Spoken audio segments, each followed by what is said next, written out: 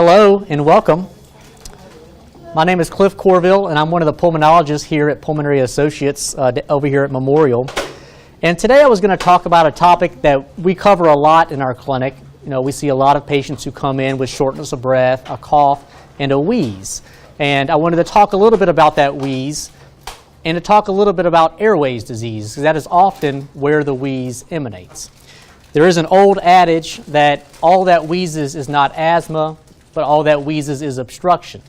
And that's sort of an old saying. We learned it probably first day of medical school, and it's mostly true, and I'll explain kind of why it is mostly true, and hopefully can shed some light on two conditions that can produce wheeze, that is asthma and COPD, but also hopefully convey that there are many other things that can also produce similar symptoms, which is why evaluation and proof of diagnosis of these conditions is key. I'll begin by giving a little anatomy lesson, talk a little bit about the physiology, about what causes wheezing, and we'll discuss airways in general. Well, then we'll talk about two specific causes of wheezing, asthma and COPD, two very common conditions, COPD being chronic obstructive pulmonary disease or smoker's lung, often referred to as emphysema or chronic bronchitis, and I'll explain kind of how all those terms get overlapped many times. I'll specifically talk about asthma in terms of how it's diagnosed, the symptoms one can experience, and some of the treatment options that are there. So to begin with, just a little bit of anatomy lesson. Our airways are the breathing pathway, is the pathway by which air enters our lungs from our nose and mouth, goes through our windpipe in our throat, and then divides up into the bronchial tubes here in our lungs. So you see our airways really is the whole tube coming this way all the way down into our lungs. And really a blockage of air or a narrowing of this pathway at any point can produce a whistling sound or a wheezing sound. So if you've ever had some obstruction of your nose when you have a cold, you may hear a little whistling sound. You hear it in children all the time because they have small noses. So that's a little bit of a wheeze that can happen up here. A blockage of air in our throat, either from some swelling of our vocal cords, can produce a wheeze. And then in asthma and COPD, a blockage of the bronchial tubes down here and the outside of our lungs can produce a wheeze. When we talk about asthma and COPD, the defect is out here in the inside of the lung in what we call the small airways or bronchioles. And this is a blown up picture of those bronchioles here. And these tubes allow oxygen to come in and then carbon dioxide to come out. And if they become narrowed, they can produce shortness of breath and cough and wheezing. And the cause of that narrowing could be perhaps asthma or it could be chronic obstructive pulmonary disease. There are other possibilities as well, again, as I'll talk about. I'll begin by talking about asthma. And this is just a very simple picture of what an asthma bronchiole may look like when things are bad. So our normal tubes are going to have a thin wall. They're going to be nice and open. Air can flow in and out nice and very easily. But in asthma, the wall is very thickened. There's a lot of mucus and a lot of inflammatory cells that fill that lumen. And that's what leads to a lot of the symptoms. And again, we're talking about the problem just being isolated out here in the lung. You know, asthma is not a condition of your windpipe narrowing or your vocal cords closing or blockages in your nose or reflux. All those things can all produce similar symptoms, but again, in asthma, the problem is out here. Another picture of what asthma may look like is this. So normally, again, nice and open, a thin wall, but in a bad asthma exacerbation or when asthma is acting up, there are actually muscles around our airways. You see they're loose here, they tighten up here, and that tightening leads to further blockage of airflow, in addition to all the inflammation and thickening and the mucus that develops inside the lumen.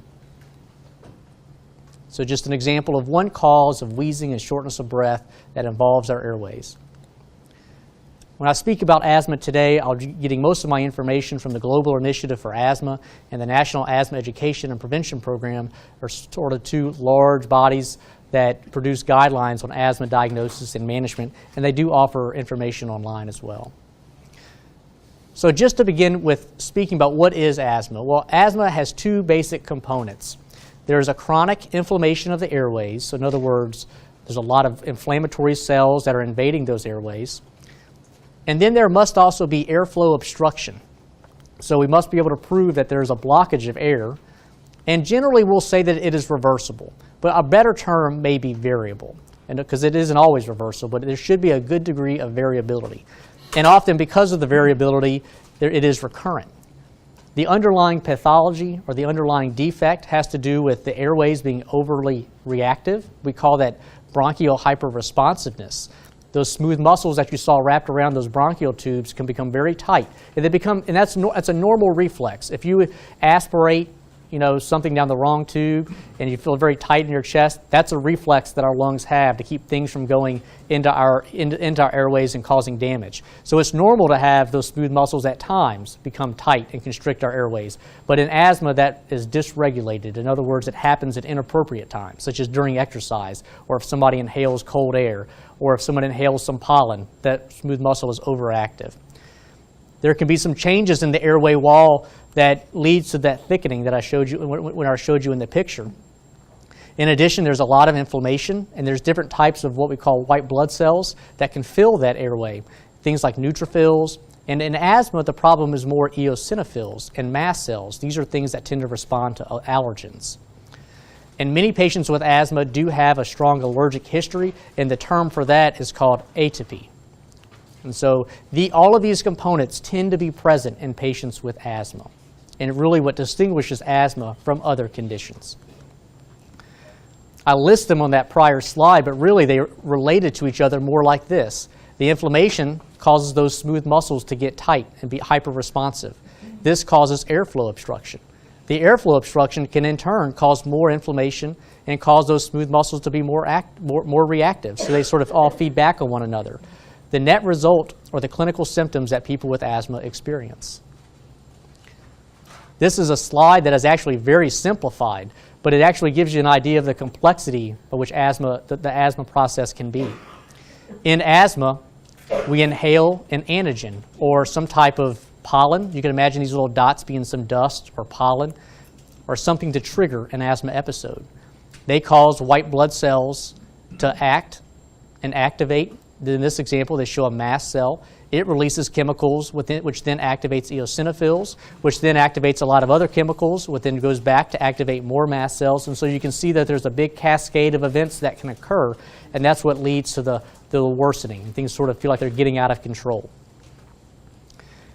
And now we understand this process a little better, and so we're coming up with more medications that can act at various points along this pathway to break this cycle. The net result of that complicated pathway is this. Patients with asthma, when they're feeling poorly, they have wheezing. We call that bronchospasm. They feel short of breath, oftentimes worsened whenever they exert themselves. Sometimes they may be feeling fine, but when they try to exercise, they have tightness of their chest. In other words, exercise can bring about an episode. Many people will report symptoms at night, and that is a strong suggestion that asthma could be going on with a nocturnal cough, we call that. And oftentimes when all of these things are occurring, people will feel that there is a tightness in their chest because the air is just not moving in and out well. So how do we make the diagnosis? Well, having these symptoms is suggestive, but there are actually many problems that can cause these same symptoms. And so we need to do a little bit more than that. It helps us if during the exam we hear wheezing. That often confirms those symptoms that people are experiencing at home. But because asthma is very variable, it could be a little bit tricky because sometimes people come into the office and they feel fine, but their symptoms happen at home.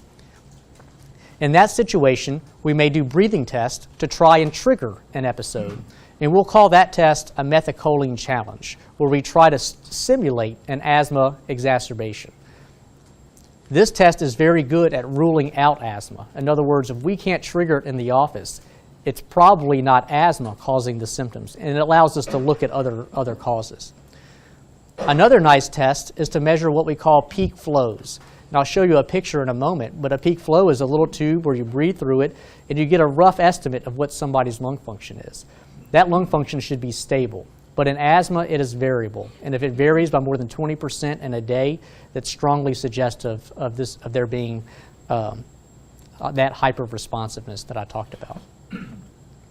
In the absence of airflow obstruction on pulmonary function test, a normal methylcholine challenge test, and little variability on peak flow measurements, it really would argue against asthma being a diagnosis. And it helps us, again, to focus on what other causes there may be. This is an example of the peak flow meter. If anybody has children who may have had asthma that was severe growing up, this was one item that I like to use to measure asthma. And it's helpful not only in the diagnosis, because if you have a lot of variability, you can confirm a diagnosis, but also if somebody is feeling poorly, you can measure their lung function at home and get an idea of how far off they are from their baseline, and we can treat accordingly even before they come to the hospital.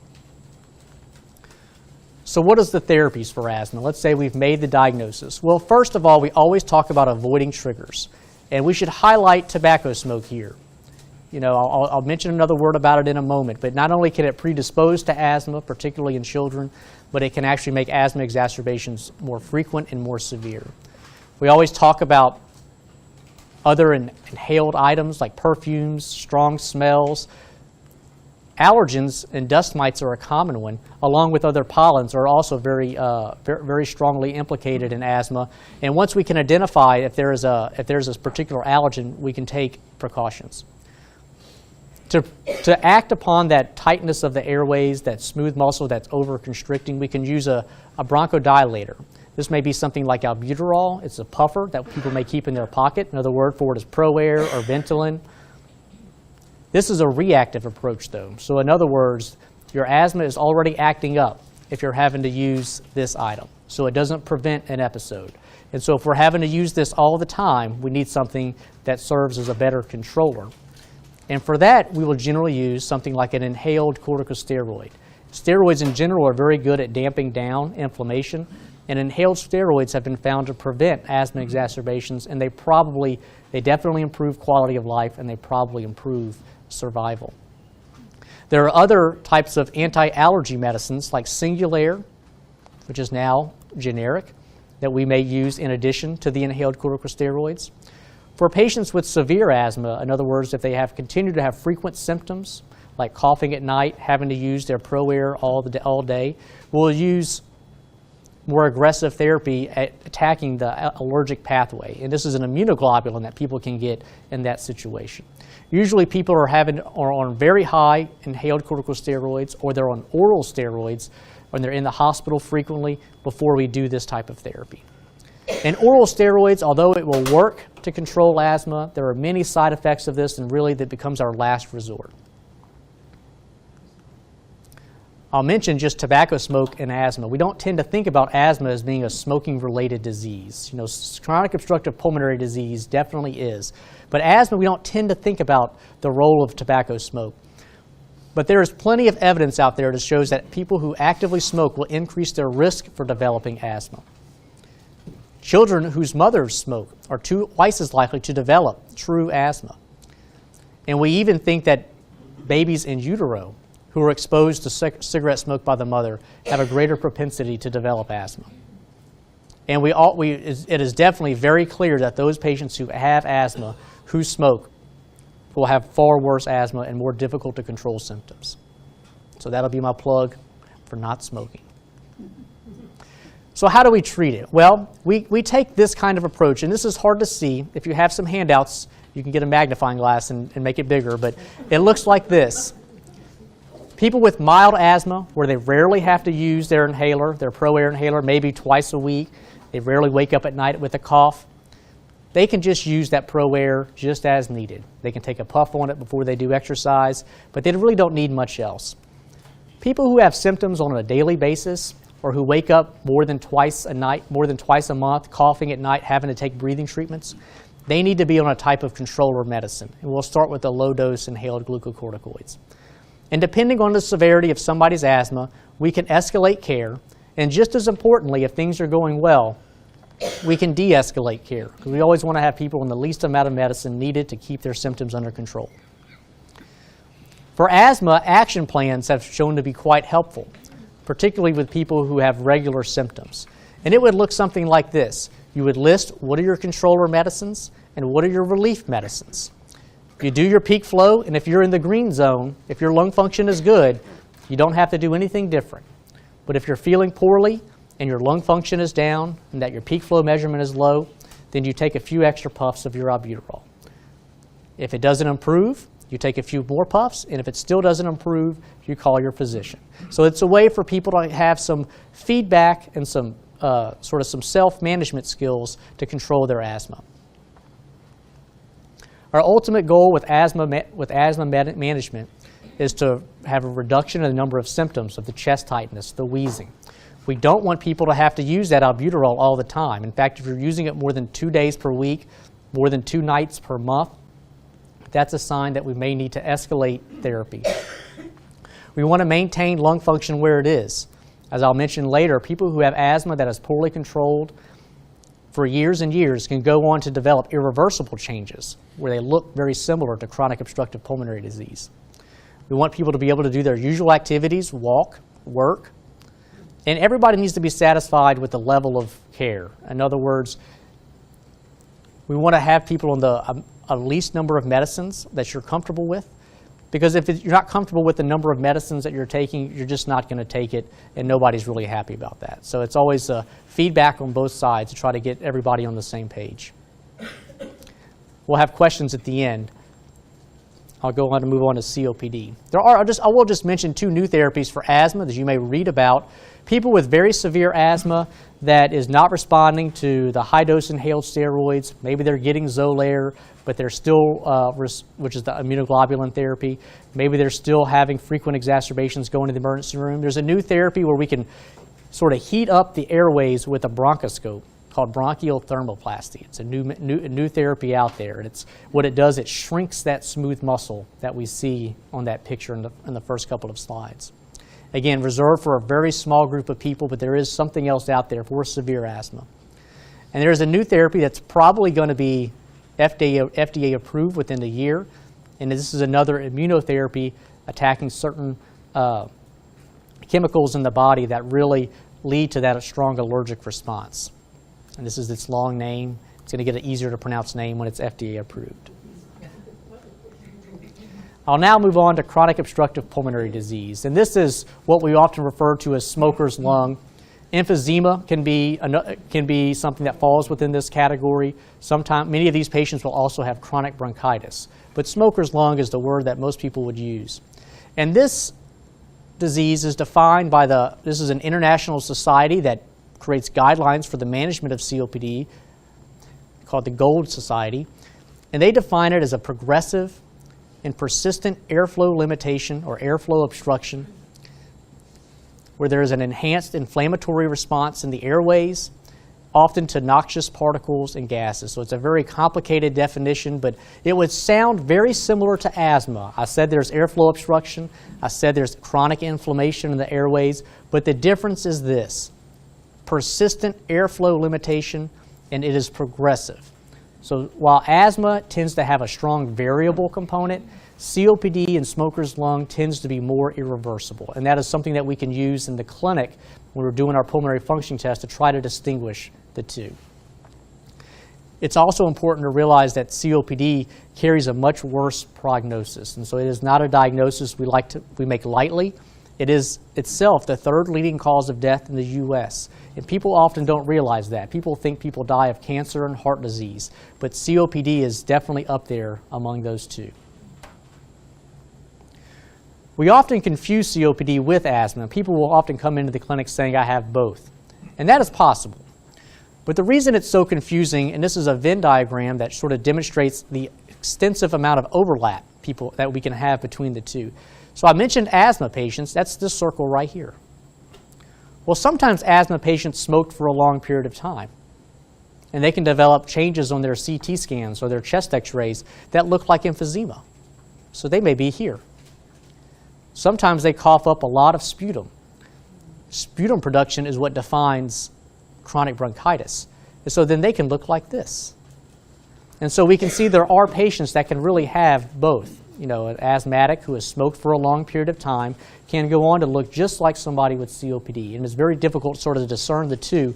And I'll talk about later, a little further on, how the management is sometimes overlapping. But in general, the condition of COPD is very broad, and it's what we call a heterogeneous condition. In other words, there's all kind of features that can kind of go down to the sputum production and chronic bronchitis route, emphysema route. Some people have just emphysema and no airflow obstruction. This is airflow obstruction box here. So it can be very complicated trying to sort of tease these things out. The problem with COPD is this, and you'll see some similarities between asthma, but you'll see other differences. You have the airflow limitation. You've got the inflammation. You may have mucus in the airways, but there is more scarring of the airways. In addition, there is a reduction in the number of airways. While asthma, you can have a preservation in the number of actual bronchial tubes. In COPD, we start to lose those. And I'll show you a picture of what that looks like. And in general, because of all the inflammation, because of the scarring, the airways become what we call floppy. They want to collapse on themselves much more easily.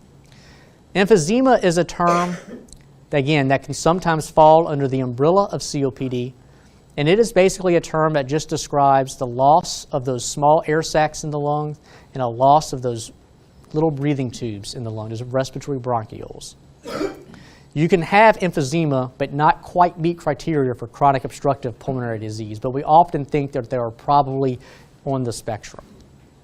In addition, COPD patients often have problems with the blood vessels inside their lung. Those blood vessels become lost and they become thickened, making the transfer of oxygen much more difficult. So as you can see, COPD is much more encompassing than asthma. Asthma tends to just affect those bronchial tubes, but COPD is affecting many other items as well, those terminal air sacs as well as the blood vessels in the lung. A picture to describe that would look like this. Here we see those bronchial tubes that we saw earlier. We see a lot of these air sacs, these small little sacs right here that allow oxygen to come in and exchange with our blood vessels. In COPD, these small bronchial tubes are more narrow, and if you look here, those small air sacs have kind of gone away, and we end up with these sort of big cysts or holes that appear in our lungs. And this is one of the hallmarks of COPD. They still have the mucus in the airways and the inflammation as asthma patients do, but this part is different. So what are your risk factors for COPD? Well, tobacco smoke, as I mentioned, is by far and away the most common. And it's estimated between 25 and a third of all patients who smoke long-term eventually will develop COPD. That's not everybody.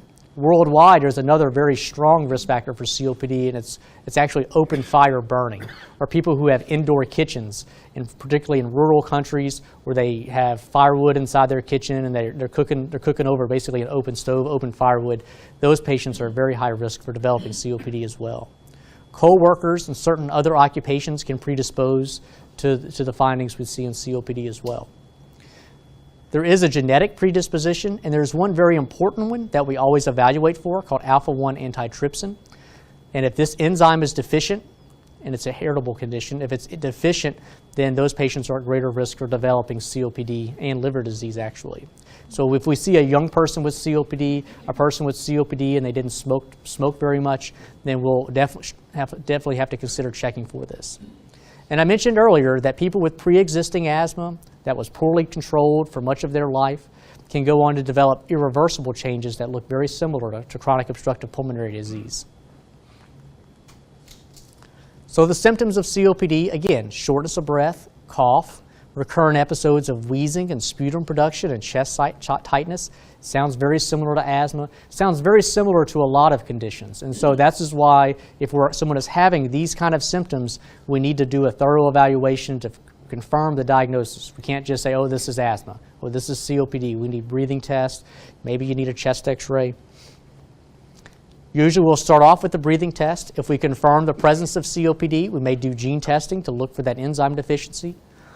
Many times we will get a chest x-ray, and it's not so much that COPD is diagnosed by chest x-ray, but it's often that patients who have COPD have smoked for a long time. We want to make sure there's not something like a lung cancer or something like a pneumonia or heart failure or other conditions that can, again, present in similar fashion.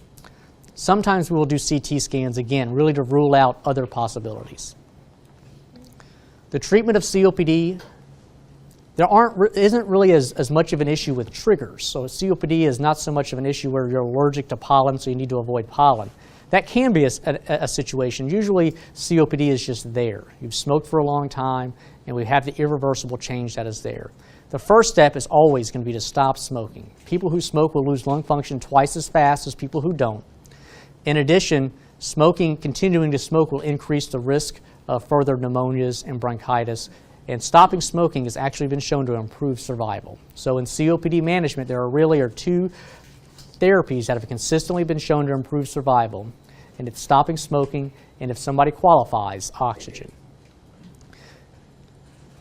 We will use inhalers for COPD as well. This is what we call them bronchodilators. So albuterol is a short-acting inhaler, but there are long-acting inhalers as well. You know, it's burdensome for somebody to be on a short-acting inhaler 4 to 6 times every single day. So we will prescribe medicines like tiotropium or Spiriva, just 1 puff a day or 2 puffs a day. And there are nebulizers as well if people are unable to use the handheld inhalers. But the handheld inhalers tend to be a little more convenient. We will use inhaled corticosteroids in COPD at times, but they are not as helpful as they are with asthma. So they really kind of come further down the list in terms of when we're trying to treat somebody for COPD. We'll use it if people are having frequent episodes of bronchitis if they're not getting better on their current medicines. There are some oral medicines. One is called Dalaresp or Roflumilast, and we probably have seen some commercials about that recently. And it does help a certain number of people with COPD. And then there are sometimes, if people are having frequent episodes, we will even prescribe a very low dose of a certain type of antibiotic 3 days a week to help reduce the number of bronchitis episodes. And depending on the severity, we will escalate therapy. So in the beginning, with mild disease, we tell people to stop smoking, and we just observe. If people are having more symptoms, more frequent episodes of bronchitis, then we will add on inhalers and inhaled steroids. We may do rehabilitation. This has been very effective at preventing exacerbations and keeping people out of the hospital. And if people are severe enough, we will prescribe oxygen. There is a surgical option called lung volume reduction surgery for a very small number of patients. And so it's something to keep in mind. Usually has to do with the appearance on CT scan and chest x-ray, but not everybody, by far and away, not everybody will get this therapy. So it's just something it's also only done at very large academic centers. It's really not done very often, but just so you know, there is other options out there. And sometimes people will have to go home with a breathing mask that they use at night. An example of that may be something like BiPAP. Again, this is usually reserved for people with very advanced end-stage disease. So, you know, again, by far and away, most people are not going to need this. What are we measuring when we come back to clinic after we have you on therapy? We want your walk distance and your functional status to be optimized, so we will measure that. I like to measure it on an annual basis. We want to minimize the number of bronchitis episodes, and we refer to these as exacerbations. The more episodes of bronchitis one has, the worse in their quality of life, the greater the decline in lung function. And so we will monitor lung function again. I like to look at it on an annual basis at least to make sure everything is nice and stable. And ultimately we want people to live longer. And so we do all the therapies that we do, and usually improving quality of life and minimizing exacerbations will go along with this, we think. So let's say you're evaluated for a cough, shortness of breath, and wheeze. Your lung function test was normal. Is there any other possibility to explain the symptoms? Well, this is a list that's really about a third of the actual list of possibilities. So yes, there are a lot of possibilities. The most common ones that we see causing cough and wheeze are acid reflux or general aspiration. It causes a cough at night. It causes a wheeze because it makes your vocal cords kind of swollen. It can look very similar to asthma. There is something called a post-infectious cough. You get a cold, you get the flu, you develop a cough. It just seems that the cough never goes away. It does go away, it just doesn't go away fast enough. And it takes weeks to months for it to go away. And it's a common cause of cough and a wheeze. It does get better. Sometimes a blood pressure medicine can cause a cough and a wheeze. Things like lisinopril. So something we will always look at, you know, if people are coming in for a cough. The vocal cords cannot be functioning right. Sometimes they close when they're supposed to open. It can cause a cough and a wheeze. postnasal drip, and then viral infections could always also cause a cough and a wheeze. So, again, these are the most common causes. There's really many other possibilities. When I show you that picture of the airway, of the breathing tube from the mouth and nose all the way down, you just pick a spot on that airway, and that's where it could be coming from. So, and again, people with shortness of breath, we always want to think about severe other problems. So, heart failure, blood clots to the lungs, lung cancer perhaps. So these are all. This is why we do a very thorough investigation. We're just not going to call it COPD or asthma without doing all of our necessary tests. So again, wheezing, cough, and shortness of breath, these may be presenting features of asthma and COPD. And so if you're having these, we need to get you evaluated. We need to confirm the diagnosis, because if it is not those two, we need to make sure it's not something else that's just as severe.